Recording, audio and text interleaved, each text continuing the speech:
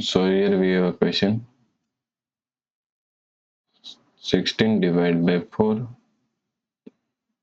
plus 4 multiplied 2. Now let's solve this problem correctly by using a PEMDAS rule.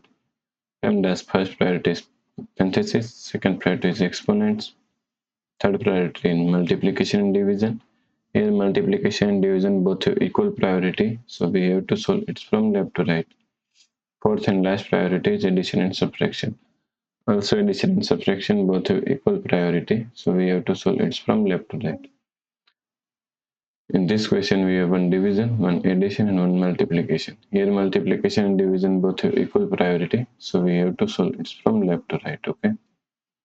So first we have to solve this division. So is equal to 16 divided by 4 is equal to 4 plus 4 multiply 2. Now here we have one addition and here we have one multiplication. So according to PEMDAS rule, first priority is multiplication.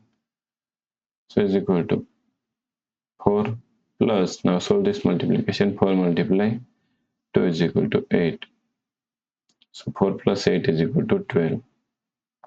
Okay, so the correct answer is 12.